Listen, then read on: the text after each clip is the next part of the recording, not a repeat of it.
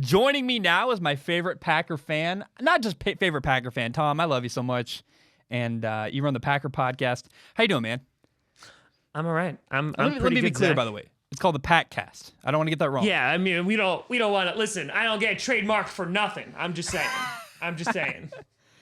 Okay, so you guys, look, the score was a lot closer than the game felt on Monday. You guys beat the crap out of the Falcons. Yes, Aaron we Rodgers did. has 4 touchdowns without his top 2 receivers, by the way. How does that feel?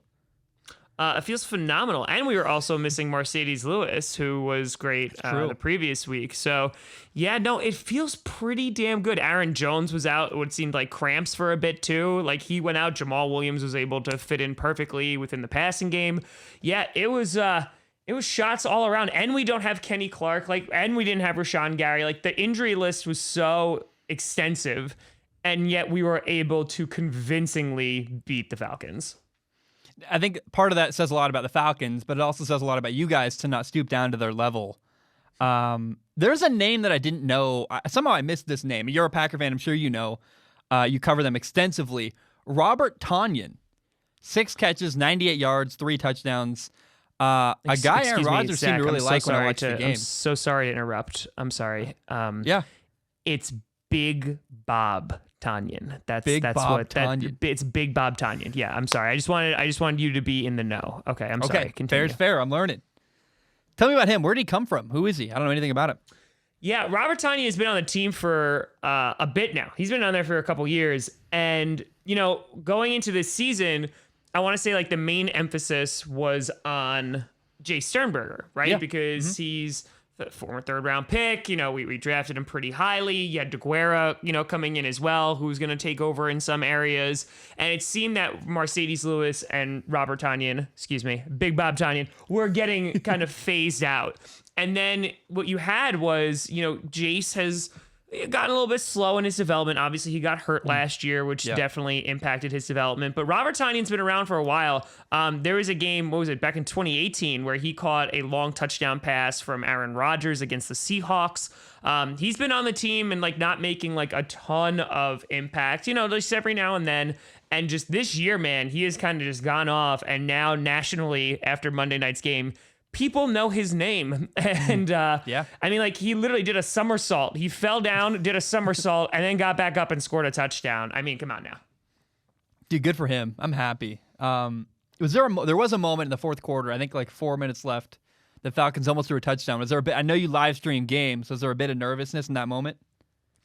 I gotta say, there wasn't a ton because the Packers really did a great job with, what they were working with, because Julio Jones was in there for some of the game, right? Yep. Jair Alexander was on Calvin Ridley, who got nothing, no catches, no yards. Love it. And I think it was just, I had so much faith in this offense right now. If the Falcons scored, I'm like, yeah, we're going to score again. It's almost, it's very 2011-esque. Not with the defense. The defense is better, but with the offense, and I have so much confidence in there, and especially with the Falcons secondary, which is so beat up, and they have so many injuries. I was just like, no, we're gonna walk down the field and score again. That's awesome. It's gotta feel good to be confident in your team. I look ahead for the Packers, man. You got a bye week, then you have Tampa. I'm gonna go through the whole schedule. Okay, you got Tampa, then you have Houston, you have Minnesota, the 49ers, the Jaguars, the Colts, the Chicago Bears with big, I'm not going to say that, with Nick Foles, the Eagles, the Lions, the Panthers, then the Tennessee Titans, and Chicago. I see 4 games that are tough, and the rest of it, I think you guys walk through it. Do you feel really good moving forward? I think that, heading into this season, if we were break even at 2-2, I think we would have been happy with that. The fact that, we're 4-0, and it's a strong 4-0, right? You look at the Bears, who started off with 3, and you're like, well, they won the Lions game because DeAndre Swift dropped that touchdown, right? The other game they won, because the Falcons literally collapsed and blew a 16-point lead. So you look at it from that standpoint, and it's definitive. We're the highest scoring offense at 38 points per game right now. The Rodgers is on another planet. Aaron Jones is picking up right where he left off last season. And I think it's just the amount of weapons. But on top of that, it's how the ball is being spread around in year 2 of Matt LaFleur's scheme that makes them so good, that turns anybody into that offense into a weapon. Yeah. I think that's like the big thing. And going ahead, like when you're talking about teams like the Bucks or the Titans or the 49ers, because I think the 49ers will be relatively healthier, when we wind up facing them. It's going to be one of those things of just like, who do you focus on? You have Devontae Adams, but like as we've proven, we can win games without Devontae Adams. We did that last year, and now we're like doing it, in a much more definitive way this year. And I think, we get Kenny Clark back, we get Rashawn Gary back. Like right now, I'm super confident in this team, and like we just look like a really good football team. There's things to clean up, obviously, more on the defensive side. But yeah, we look like a really good, confident football team. Well, you also have another thing working in your favor. You have a week off before you play Tampa, a week to get healthy and a week to prepare and study what they're doing. As I look ahead, there are 4 games. You want to know what 4 games I have scheduled on there, circled on the roster that I think are tough games moving forward? Can I guess? Yeah, please. That'd be fun. Okay, Buccaneers. Yep. Titans. Yep.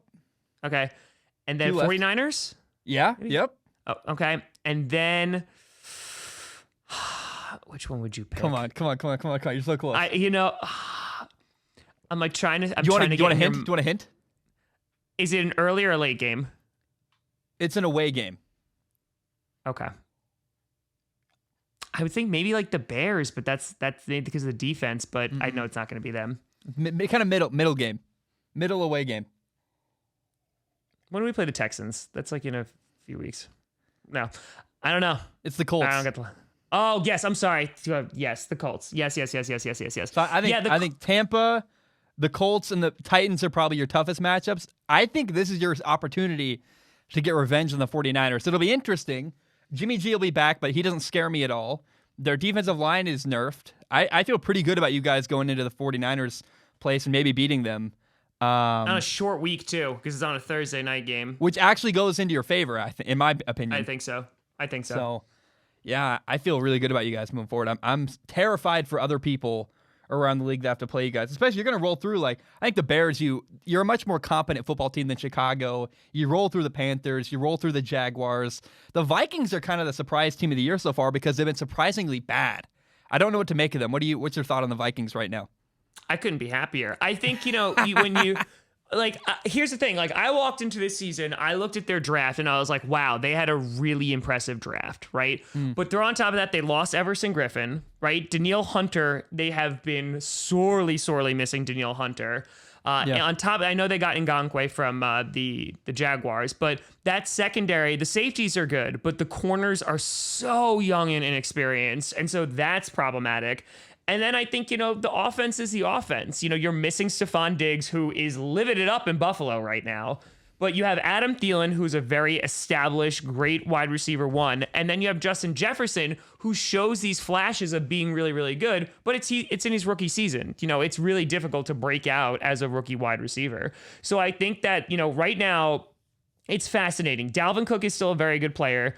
Kirk Cousins is Kirk Cousins. I think, like, right now, they're in this weird transitional kind of phase where they have some new blood in there, and at the same time, like, they're just trying to figure out, and the biggest thing is they don't have a defense to rely upon like they have in previous years, because sometimes they can score 16 points and win the football game. I feel like now that they don't have a defense, it basically forces almost every game to be into a shootout, which is a disadvantage for that offense because that's not how they operate. They operate really well with giving Dalvin Cook the ball and, and Kirk Cousins doing things when he has to do things. But as even last year showed, against the Packers on Sunday Night Football, if you make the game go into Kirk Cousins' hands, you don't have a great chance of winning the game. I think I have 2 thoughts about Minnesota. Number one, they really wish they had Xavier Rhodes. He went to the Colts. I watched him play against Nick Foles on Sunday. He played really well. I mean, he knocked a bunch of passes away. Go ahead.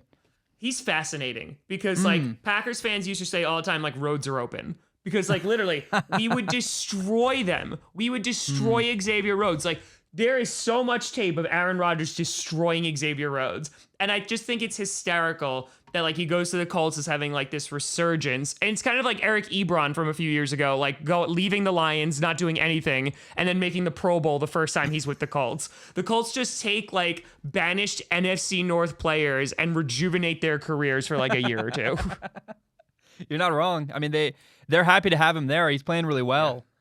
I also, it's disappointing with Minnesota because you would believe that going into this point in Kirk Cousins' contract, they'd be a Super Bowl contender, and they're not. That feels like a massive L to me. Zach, you just repeat that. I'm almost there. I'm right there. Hold on. How much was $84 million? And then they gave him, how much was the extension? Like 60? Yeah. No, it's literally bliss. Just talk about Vikings tears, dude.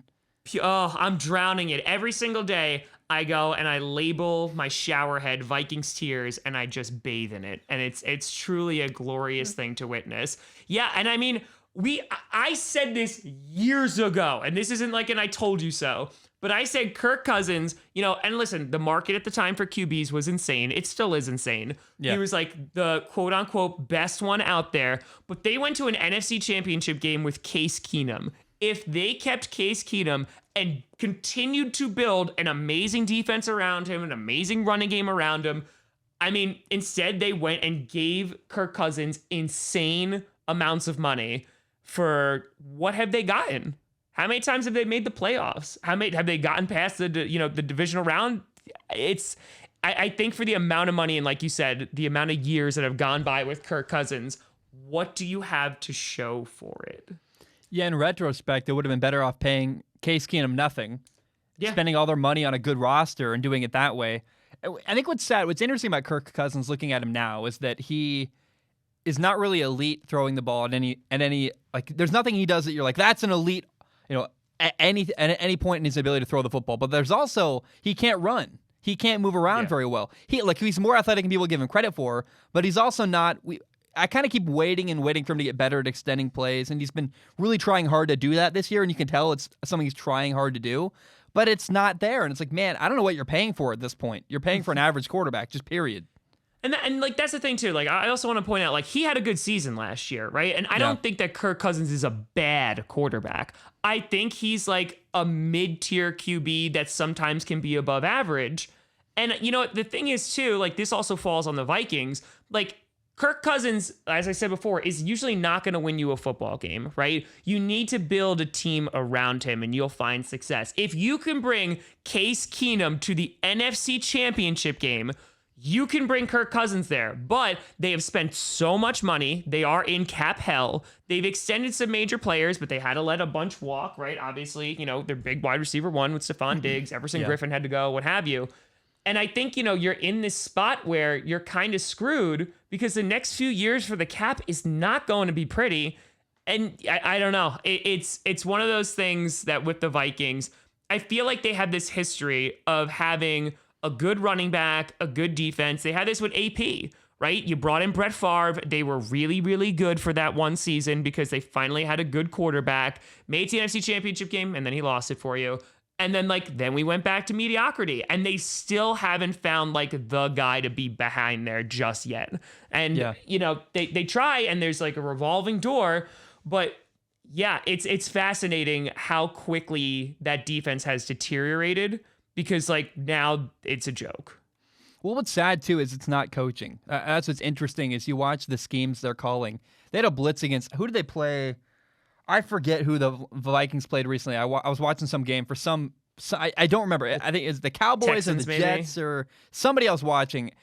And it was the best blitz I've ever seen. You couldn't stop it. You couldn't predict it. I was like, that's just impressive play design. I liked it. And I see that a lot from the Vikings where I go, wow, they're versatile. They do a lot of stuff and it's not working. And I don't know why. It's like, dang it, man. I'm constantly impressed and then constantly disappointed. I feel bad for Vikings fans, man. They've had it, they're so close every time. They had Sam Bradford, they had Teddy Bridgewater, they had Case Keenum, they had Kirk Cousins. Oh, it's Teddy. I'm so happy that Teddy's Christian Ponder? Well. Remember they drafted Christian Ponder? Do I remember? I love Christian Ponder. He's a personal hero of mine. That was my dad was like, ponder this. Suck for luck. Vikings, 20 whatever year that was, 2012 now listen, maybe. Vikings fans are literally talking about tanking for Trevor, and I'm like, baby, join the club. Like, you got so much competition there. The fact that they were so high in my... I do not feel bad for Vikings fans in the freaking slightest. There's not even a single bit of pity there because they were so high and mighty. Oh, the North is going to be ours. We're going to be amazing. Haha, you drafted Jordan Love. Our draft picks haven't even seen the field, and we're still kicking your ass. Don't even need them. Oh, we don't even need him. Jordan Love can sit for years if Aaron Rodgers is going to continue playing like this. I'm so about it. I am so about it. And you know what? If the NFC North just collapses in on itself like a dying star, I'm all here for it. What if the Vikings traded for Sam Darnold? I feel like he'd get murdered behind that offensive line still. Like, Zimmer's a head and shoulders above Adam Gase. Head and shoulders above. I think that he would do better because right off the bat, you have two great targets to throw to and you have an established running game. I think that would be a great move for them. I just don't know when they do it and with what cap space, like they pay him. Yeah, that's the problem, right? They have Kirk Cousins still. They got to get rid of him somehow. No one wants him. And they got him for a few years, I believe. I don't have I think it's at least another couple years that they have Kirk Cousins on the books, and he's about to get paid like ridiculous amounts of money. And I think it's like, okay, if you're a Vikings fan and, you know, you get in the top 15 in the draft, which is a possibility, right? Yeah. You get in the top 15. It's still early. You know, they could turn around. Yeah. But, you know, you get in the top 15. Like, what do you do with that? Do you go for a quarterback to sit behind Kirk Cousins? I don't think that's a terrible idea. You know, you do that. You have him sit behind there for a couple years. And then when Kirk is gone, here you go. Or do you try, like, replacing some of those broken pieces? Again, I feel like this would be a better team with Danielle Hunter and, you know, with experience with those corners. But I mean, again, like that's not going to be an easy fix. You know, you hope you get Hunter back, you know, sometime either this season or you get him back, you know, next season. But you're basically kind of like throwing the towel in already for this season. And, you know, that was coming where 4 weeks ago we were like, oh yeah, we're going to the Super Bowl. The disappointing thing, I don't know what move the Vikings can make at this point. Like they're handcuffed with their salary cap. Yes. I don't know what they can add to their team to solve their problems, unfortunately. Unless Justin Jefferson becomes amazing. Maybe? Right? Maybe Justin Jefferson's the best receiver in the league. That's the only hope, right? I mean, even that. But that's the thing. Like, even if that, because here's the problem. Justin Jefferson, like I said, shows those flashes. Adam Thielen is really, really good. The problem is that they don't have a defense that they can trust, right? And that team is just not built to get into shootouts. They're not. You know, they can put up points, don't get me wrong, but like if you are going to like look at the Packers, right? Like the Packers were an example where they were able in week 1, I know it's week 1, but they were able to score really, really quickly at the very end of the game over and over and over again, right? And at the same time, then that defense could not stop a cold. Aaron Rodgers literally long sustained drives and they could not stop them. You start putting them against like elite teams, they are not going to do well if they, you know, that other team can score a lot of points. Well, also the Vikings have this deep desire to run the football consistently, and I understand why. That's their philosophy. But I think at times, like, I look at Kevin Stefanski, he left to the Browns, and he went, oh, yeah, I can work with all these weapons, and they're running the ball incredibly well, but they don't have the same weapons they do in Minnesota. Minnesota's not as talented with the personnel they have to run the football, and they keep trying, and I wonder if at some point they're going to air it out and go like 4 or 5 wide with Kirk Cousins and say, this is what we need to do. I want to see some kind of systemic change because they keep trying the same thing over and over again. It's just not working. Yeah, and again, Zimmer's a good coach. He's a defensive-minded coach, obviously, you know, and they pound the football. I remember, what was it, last year, opening day, I want to say they played the Falcons, and, like, I think Kirk Cousins threw the ball, like, 5 or 8 times, and that was it. Like, they literally just ran with Dalvin Cook all day. And, like, in a perfect world, that's what they would do every single week. That's what they want to be. Yeah, I mean, they tried that against the 49ers in the divisional round last year, and then they're like, oh, nope, Kirk, it has to be you. It wasn't him. Like, so, you know, it's a challenging spot that they're in right now. And like you said, I don't know what an easy fix is for them. Did you watch the Bears-Colts game? I streamed it, and I regretted everything. Really? So it's interesting to me. Bears fans are panicking. It's the worst thing ever. I actually watched Nick Foles and went, you know what? I thought he was going to be worse. I think that timing was really bad. I think he needs more reps, but I wouldn't panic yet if I'm a Bears fan. What's your opinion and thought on the Bears and their quarterback situation specifically? I mean, you and I talked about this, right? Like week 1. And by the way, I mean, put Trubisky in for a while. Oh, he doesn't do well. We gave him a shot. Now we're going to put Foles in. I'm just saying. Prophecy. But when it comes to the Bears, they're another team that after I watched that game, I am not convinced if it's either that Colts defense is really, really good because they haven't really played good teams, or is it the Bears offense is just that bad? I have a theory. I have a theory of what went on, if I may. Yeah, please. So I think, first of all, Nick Foles came in. I still don't think he's gotten enough reps. There's the timing's a problem. There are guys open, and he's either the ball is too far outside or he throws it in when the guy goes out. Like there's little moments where they're not quite in sync yet. He needs more reps in that offense. Number 2, the Colts defense is really good. And I think part of the plan for Matt Nagy was he hoped, he comes from the Kansas City Chiefs. He was their offensive coordinator for a while there. Andy Reid's the best team in the league with Kansas City at running screenplays. And I really believe that going into that game, Matt Nagy said, okay, we're going to have a quarterback who's not quite in sync. We got to run the ball well. And we need to have screenplays be our crutch to help our quarterback who's still figuring things out. And the Colts, first of all, their defense is really good at flying to the ball. You can't run end arounds. You can't run screens. They're really disciplined. It doesn't work. And so his hope was we can lean on screen passes, and they couldn't. Therefore, they had problem after problem after problem. But Nick Foles didn't throw any really egregious, horrible plays. It wasn't like if you watch the Falcons game, there were some bad throws that should have been intercepted. There weren't very many of those against the Colts. I think Nick Foles is going to be okay. He just needs more reps. And yeah, the Colts defense is really, really good. And by the way, the screen idea was a total flop and a total bust. And you can blame that on Nagy, in my opinion. But if you look at what happened, I go, it's all explainable if you look at it from my perspective. Yeah, no, I get that, and I think that makes a lot of sense. And expecting him to be amazing on your first start, and if you are going against a good defense, no, it does make a lot of sense. I think it's if you're and by the way, to be clear, Nick Foles is Yeah. not going to set the world on fire. I don't think at any point this year, but he's definitely better than Trubisky. Yeah, I think it's a matter of it goes back to that question similar to what we were talking about with the Vikings. Can he win you football games? I think that's what it comes down to. I don't think Nick Foles alone is going to win you a football game. I think he might not lose you the game, but I think again, they have to be, they utilized David Montgomery, but they couldn't really get the rushing game going against that Colts defense. I know a couple weeks ago, fans were just like, oh, Tom, you said that they weren't running the ball. I got it. Dave Montgomery did pretty well, but I think it's, you have Allen Robinson, who is a very underrated wide receiver. He's a good wide receiver, but, I don't know. I don't know if they're going to be able to carry Nick Foles to victory. Nick Foles or Kirk Cousins? Who would you choose? I picked Nick Kirk Foles Cousins. or Kirk? Yeah, Kirk. You did Kirk? Yeah, I take Kirk. Yeah, I definitely. I think Kirk wouldn't be terrible in Chicago. I don't think that he'd be too bad. Foles, again, he's a journeyman. He's been just about everywhere, but. Yeah, I am not on the Nick Foles train. I get it. Listen, the guy won a Super Bowl, had a great, amazing postseason. I get it. The things that concern me are things we've already talked about. He's never played a full season in the NFL. He is injury prone, and Gardner Minshew beat him out. And that was after the Jaguars gave him a crap ton of money. Yep. I personally wouldn't have a ton of confidence in it. That's okay, well, now this is where it's going. Because if Nick Foles doesn't work out, you throw your hands up and go, what's next, guys?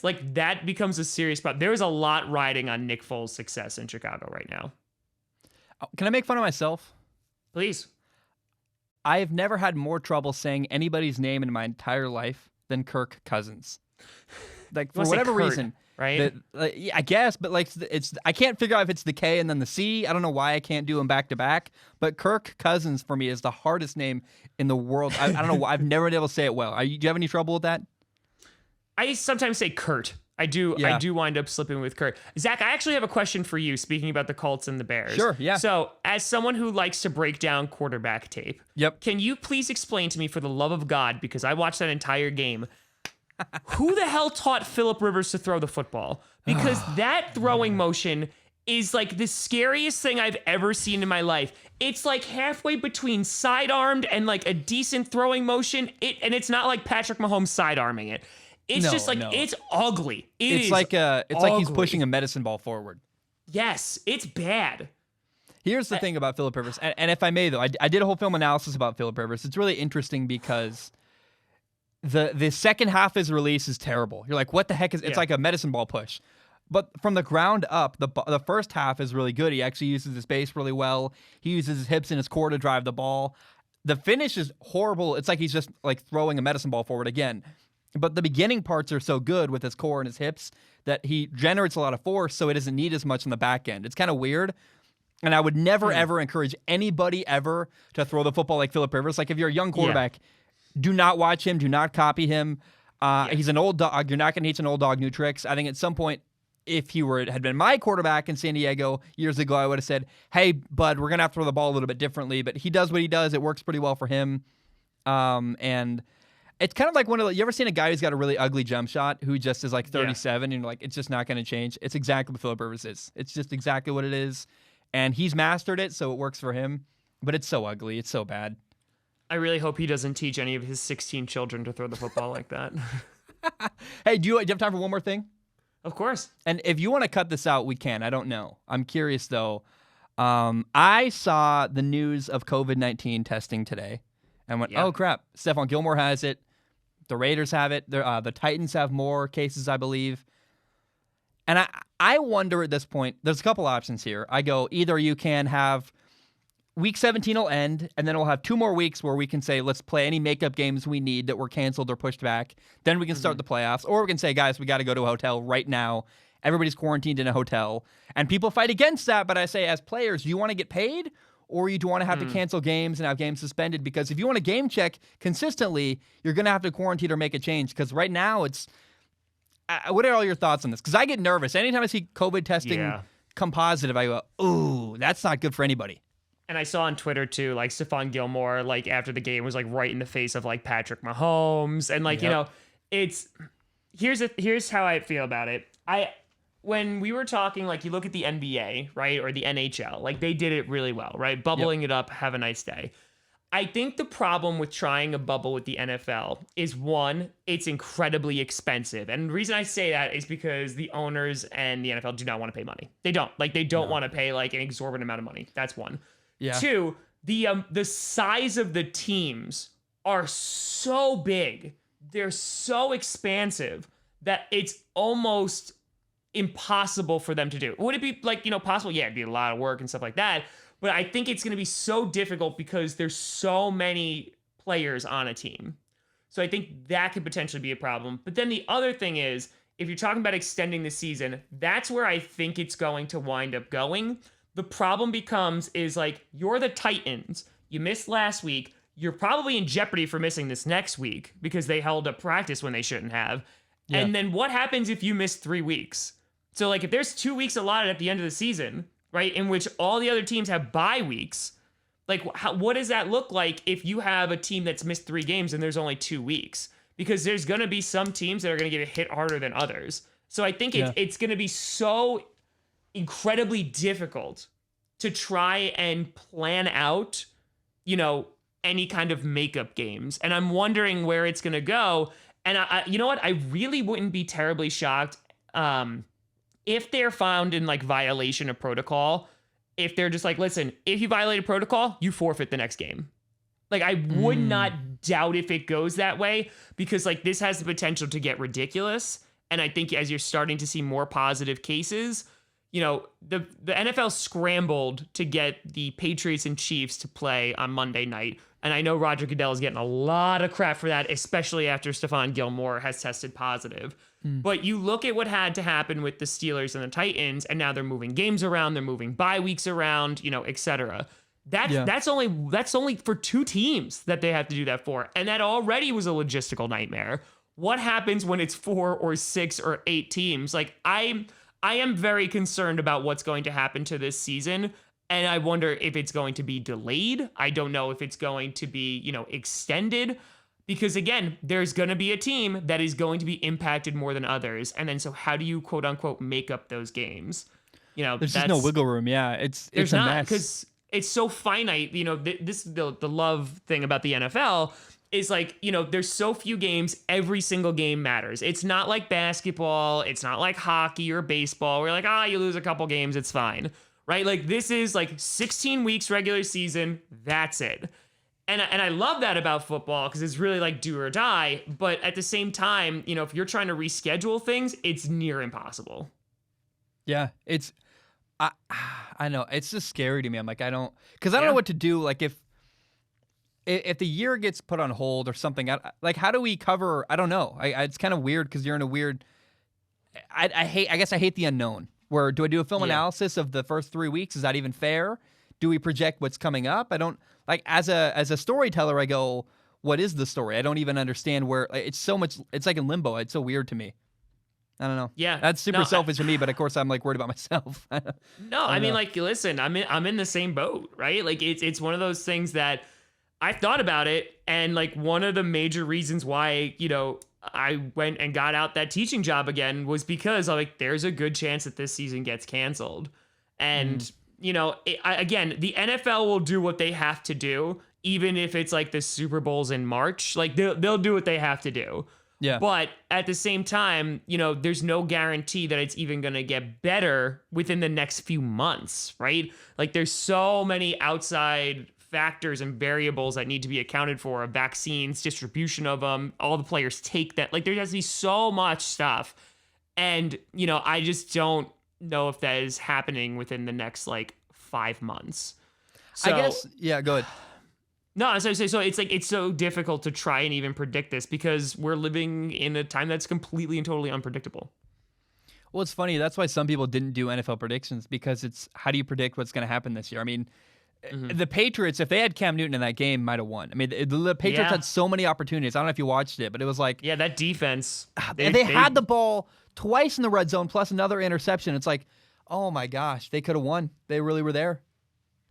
Yep. Yeah.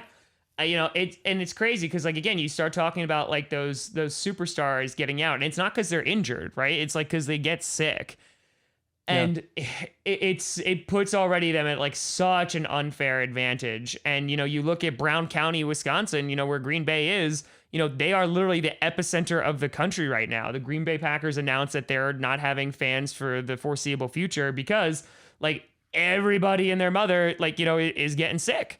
So I think it's so crazy. But I think it's also a reminder, like, not to get complacent because, like, at this point you can't, or like, we're going to lose football. Like, put it super selfishly, like, we'll lose football. I guess maybe if anything does happen, if worst case scenario happens, right? Season gets canceled, it's over, whatever.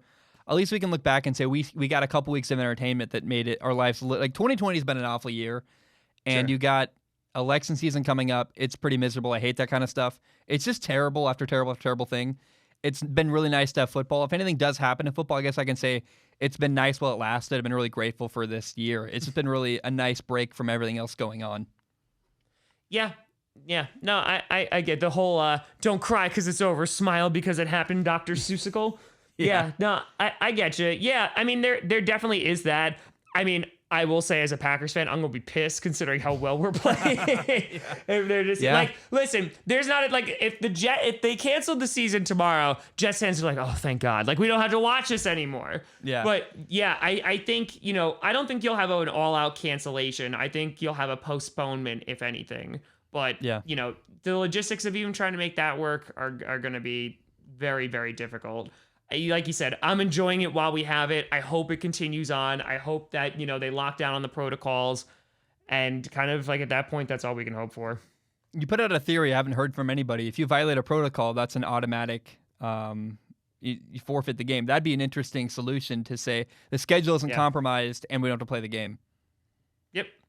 I mean, because again, because here's the thing, I don't want to blame the people who are getting sick, who got sick and it wasn't like in their control, right? Yeah. But if you're going out and like you're partying and you're whatever and you're not wearing a mask or stuff like that, then I would not be terribly surprised if the NFL turned around and was like, "Here, we have proof of you violating protocol. Mm-hmm. That's it. Like, we're not doing it." I guess one final thing, Tom. Let's end on a positive note. When you look around the NFC, you guys are dominating. The Packers are really, really good. Aaron Rodgers looks phenomenal. You're even winning without all your players. Like, the guys missing. I think part of the comfort of having guys, I think there are guys that could have played on Monday that were like, we're not going to play it because it's the Falcons. We're comfortable. We feel good about our team. I wonder if that happened at all. But my point is, are there any teams in the NFC you're nervous about? What teams Oh, are yeah. you afraid of matching up against? Seahawks won first right off the bat. Russell Every Wilson time is you guys playing play, godly. man. Oh, every time the Trust me. Packers play the Seahawks, it's incredible. The only thing that I think we have an edge on is our defense. Yeah. I think that we definitely have an edge there. I'm not saying we're a million times better But than are the you Seahawks confident defense, against but Russell Wilson? No. I mean, well, that's the thing. If it's in Lambeau, we always make his life miserable there. Mm. Like we do scheme for Russell Wilson really well. But yeah, the Seahawks are, I think, the big standout. I don't think the 49ers, because they do have depth, once they get healthy, they'll always be a threat, even if they're nerfed a little bit. And then, you look around at the rest of the league, the Cardinals, which I was like, holy crap, Zach is right. They looked, puzzled for the past couple weeks. And then, of course, you have the Buccaneers, who I think are going to be really, really strong down the line. Because they're going to get better defense. as the year goes on. They are, which scares me. So I would say like those like three teams are the ones that I'm like looking out for right now. The NFC East is just a dumpster fire. That's just, it's just real bad. It's hilariously bad, dude. Did you watch the Browns-Cowboys game at all? I saw highlights of it. I did not watch the game, and I laughed. Embarrassing, dude. So bad. And then Dwayne Haskins got benched. You're like, Yup. oh. Kyle, what is it? What is his name? It's, oh my God. Is it Kyle? Kyle Allen. That's the one. I was about to say Murray, but I'm like, no. Yeah, he was named the starter. But there's a part of that story you might have missed. Dwayne Haskins isn't number 2. He's number 3. No, he's yeah. 3. Alex Smith is Listen. number 2. I'm like, what? You know what? I have to say, and like this is nothing against Dwayne Haskins or Kyle Allen. I really want to see Alex Smith take even if it's one play, I really want him to throw a football because like my utmost respect for that man, like what he went through, that grueling injury, for him to be able to step like under center again and throw the football. I'm like, yeah, all about it. All about it. What if he becomes the franchise quarterback once again in Washington? What if Ron Rivera, the new coach, says, ultimately, Alex Smith is my guy, pound the table? How crazy would that be? I'd love it. I would absolutely I would be so all for that. And again, I don't know if you want to give up on Dwayne Haskins just yet, but, because he's also had a bad go of things, right? Like, have you watched him, dude? No, he's not good. No, he's not good. Oh. You look at this and like you and I are on pretty much the same page when it comes to Sam Darnold. Sam Darnold is being wasted as a New York Jet right now. Yeah. And I'm not saying that the same exact thing is happening because, there's a better coaching staff over in Washington. But at the same time, like there is a pretty significant lack of weapons. They have McLaurin, who's been playing really well. Sure. But like I think it's just a matter of, I have always been about this. If you can sit your first round quarterbacks for a year, they will be better football players. Like, I know it's super old school. I know it's super traditional, but like it has been a proven method. I'm not saying they're going to be superstars, but they're going to have a better time of things. And I think like Dwayne Haskins might be one of those guys who needs to sit down and not be thrown in the fire. And I think that's the move of moving to number 3. I'm telling you, man. I've been watching I'm working on a film analysis of Dwayne Haskins, and I'm so sorry. It's not like people aren't open. He's got people open. First of all, he's making a lot of bad decisions, but he's also got guys open. He's just missing, like horribly in the dirt, up way over their heads, like to the right, to every direction other than where his receiver is. It's like, dude, I don't know. Your mechanics are falling apart, and he's also got an average arm. I mean, the velocity, the ability to drive the ball downfield. Not to mention, he also isn't very mobile, so he can't extend a play. I don't know what really he offers to the table other than he seems like a great human being, which is sad. Yeah. I like him as a person, but it's like, I don't know. Yeah. Well, I think, you know what, under Ron Rivera and like the tutelage of a guy like Alex Smith, I think that will give him the best opportunity to succeed. Whether he will or not, only time will tell. But I think sitting him is a good move. Final thing, I guess, as we always do this, right? The Dolphins announced that Tua Tagovailoa is not going to be starting. They're going to stick with Ryan Fitzpatrick. I saw that and went, thank goodness, because no hurry. I would assume you agree. 1,000,000%. And Fitzpatrick's not playing terribly either. I think right now, like let's talk about it, Dolphins fans. Are you going to the playoffs this year? No. Like you're not. Like it's not going to happen unless some miracle. You shouldn't have even won all the games that you won last year. That's Ryan Fitzpatrick literally bringing the team together, willing you to some victories. So no, like this is not you're coming in and going, oh man, like this is our year. It's not it. You're rebuilding still, right? On top of that, you are blessed with 2 first-round picks. Both of them might be really low because you have the Texans' first and second-round picks. So I think you look at this and you go, nope, Tua, you sit your ass down. You learn behind Ryan Fitzpatrick, and that's what your job is this season. And that's it. Maybe you throw him in at like, the very end or something just to get his feet wet or get him some reps, but no, Ryan Fitzpatrick is my starter until like he gets injured or he is so cataclysmically bad like that you have no other choice. Because again, I'm old school like that, but like have him sit because the knowledge that he'll get from that is going to be much better than him getting hit by a defensive lineman and potentially getting injured. I keep seeing some weird stories from people in Miami, and I don't know if it's writers that are kind of baiting at the emotion of a Miami fan, but I have to wonder like what is the expectation of Miami? What were they thinking this year was going to be? Because I keep seeing people write things like, the year is a bust, it's over, it's time to go to Tua. Like, year is ruined, it's a failure. It's like, well, what did you expect the year to be? Yeah, it's a year of growth. Listen, you're paying the highest corners like in the league right now, right? Like so you're building that defense back up. You got rid of Fitzpatrick, which, that's a whole nother thing. But I think, if you look at the Dolphins right now, they're going to be rebuilding years. And this is, like you said, this is one of them. And so if you want to not have more of these rebuilding years, I think your best chance is to have Tua sit and learn. I think in the end, the Minkah Fitzpatrick trade was a good move because they got a starter in the draft to replace him. They traded him away for first-round pick, and Minkah Fitzpatrick didn't want to be there. And it's hard. Yeah. Football's so much about how hard you work, your emotion, do you want to show up? And if you're emotionally checked out, Minkah Fitzpatrick didn't want to be there. And while he's a great player and it's sad to lose, like you never want to see a guy like Minkah Fitzpatrick leave your locker room. But if that player doesn't want to play for you and they're just done, I think the best thing you can do is trade him away for a first-round pick, which they did, which is like, well, I mean, hey, you got a starter to replace a starter. You're sad to see the guy leave, but he wasn't going to work with you anyway. Yeah, I mean, like, it's funny because if you take any solace, Dolphins fans, it's that you're not the worst team in Florida. Like that's a thing. I mean, because like I love Gardner Minshew to death, but the Jacksonville Jaguars are literally like devoid of talent. Like they're not a good football team. Well, you're both. And not only you're one of the better teams in Florida. You're not the worst team in Florida. You're also not the worst team in your division because the Jets are in your division. Oh my God. Yeah. So you know what? You're not the Jets. There you go. You're not the Jets. So hold those sunburnt heads high because you're not them. And sitting in your back pocket is a rookie quarterback that I think is going to be pretty good at some point. Yes. Yeah. And it doesn't have to be right now. Do you live around Jets fans? Oh, yes. What are they like? I'll put it this way. The last time, so I went to the Jets game a couple years ago, which was actually an okay experience. The first time I went to a Jets-Packers game, or at least the time right before that, that was like, I want to say it was like 2012 or something. It was the last time we played them, and the score was 9-0. Like that, the Packers won 9-0. It was not a great game, unless you really, really like defenses and Mason Crosby.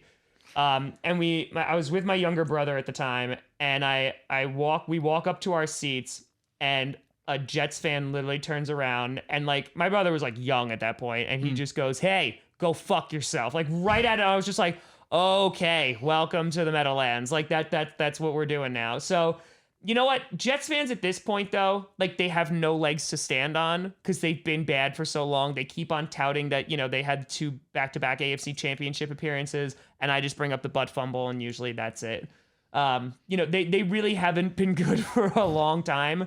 So, but, it's New York, so they're going to be loud and obnoxious and them. For the record, in case you're missing something, Tom lives north of New York City. Tom, is MetLife? I think MetLife Stadium looks like a. What's the thing you put under like an armpit?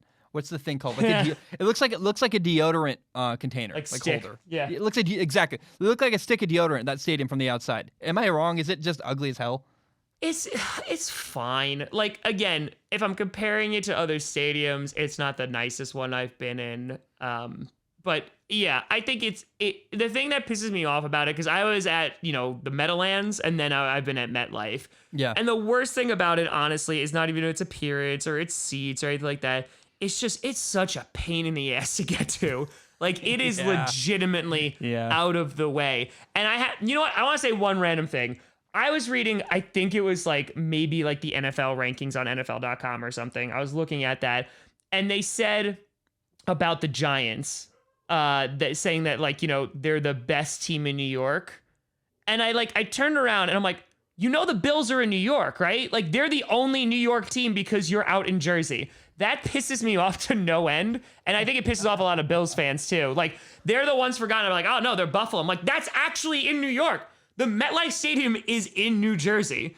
Like, you cross a threshold, it smells really bad, you know that you're in New Jersey. And, you know, it drives me insane. But I could not be happier that both Jets and Giants fans alike are literally like the two worst teams in football. I'm all about it. So when I came to visit you in New York, I was staying in uptown Manhattan, so kind of by, I have no idea. Someone around, my friend has an apartment in Manhattan, like a high rise, so it's pretty cool.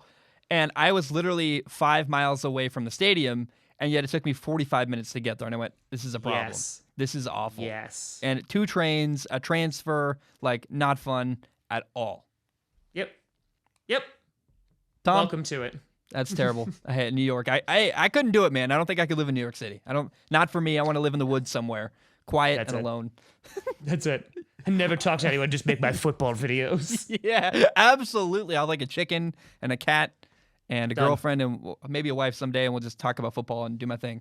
Tom, I love you so much. Thank you so much for your time. Is there anything you want to talk about left? Anything you want to add? No, let's just hope the rest of the season goes okay. Please, God. I hope so. Tom, thank you so much. Have a great day. Appreciate you. And Later, talk Grossi. soon.